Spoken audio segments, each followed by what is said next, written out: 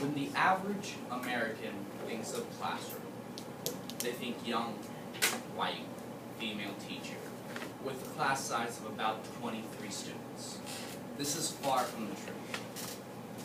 An average class size in America is 27, upwards to 30 students, with many types of teachers based on race, age, ethnicity, culture, all depending on the district you live in or the number of teachers that teach the grade or subject you want. To be honest, education in this country is dismal, but I have a way to fix that with 4 simple steps. First, we cut the defense budget to properly fund public education. Second, you get rid of all the underperforming teachers in all the schools. Thirdly, you end tracking of the students. And finally, you listen to the students. Okay, so for my first point, we cut the defense budget by $200 billion. That still leaves close to $400 billion in the defense budget, more than the next 3 countries combined. So we're still good with our defense. Now, you take that $200 billion, you divide it by 50, $4 billion for each state. Then, after you send the money to the states, this is what it's used for. The first $1 billion you use to hire new teachers. The second $1 billion you use for new equipment. The third $1 billion you use to help the lowest 25% of students. And the fourth $1 billion you use to upgrade the facilities of the classrooms and stuff like that. Now, the next thing you need to do is get rid of all the underperforming teachers. That's where the $1 billion comes in for the new teachers. And you hire new teachers and you put them in the classroom with the students. Now, to fire underperforming teachers, there's 2 ways you can do it. The first way you do it is straight up fire them, or if they have tenure, you have to do it with a more finesse. You can't just fire them. You have to send them to a different location, like a library, for to be a tutor of their subject or their grade. So they're sent there, they're considered underperforming. And this is how you find out if they're underperforming. You base it on 3 variables. First, the test scores of the students, of the teacher, 15 points. Next, or 10 points. Next, an evaluation by an administrator from a different building, 15 points. And finally, you listen to the students and you get their opinion of the teacher, 5 points. The teacher is graded on a scale from 0 to 30. If they get 15 or more, they stay in their classroom. If they get 14 or less, they go into the tutor center or the library to be a tutor.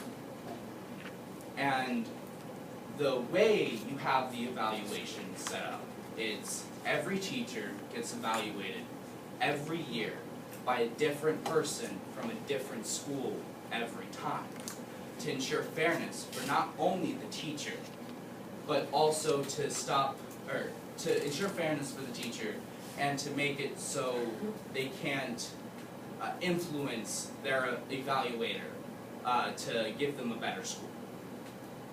Now, my next point, you need to end tracking the students. And many people don't know exactly what tracking is, and I'm only going to go over what it is briefly.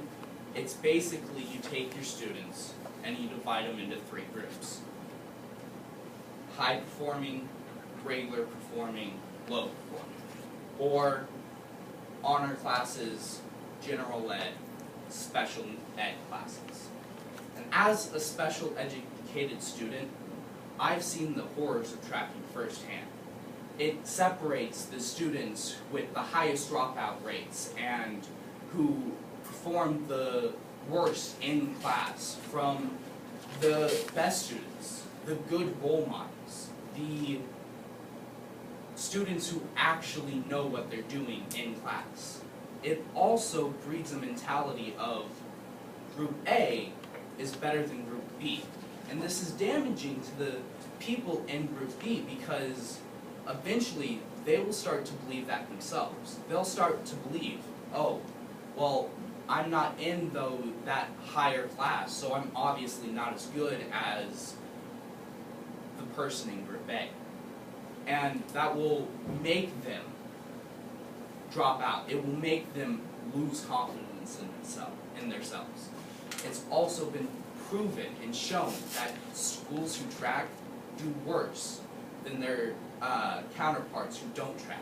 The schools that don't track, they have a higher graduation rate, they have higher scores in reading and in math, they have higher scores in everything to their counterparts.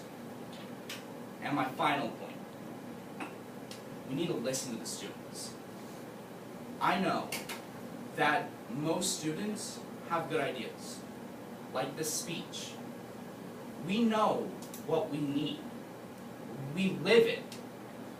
We know what we need better than some 50-year-old man sitting in an office in Topeka because he's not here. He's not here every day. He couldn't possibly know everything that the students need.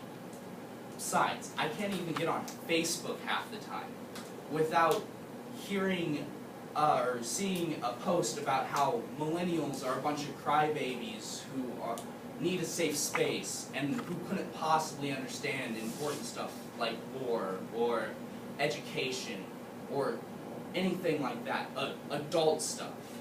Well, newsflash, we can. We do. That's why we're here, so we can learn how school works, or to learn everything we possibly can. But if we can do those 4 things, cut the defense budget, fire underperforming teachers and replace them, and in tracking and listen to the students, and not only hold the teachers but also the students accountable to this, we can change this country. We can change the world. But as of right now, the education pendulum isn't quite ready to swing back to a better system. But you can bet, when it is, there'll be people like me who care deeply about education, ready to take a stand and change it for the better.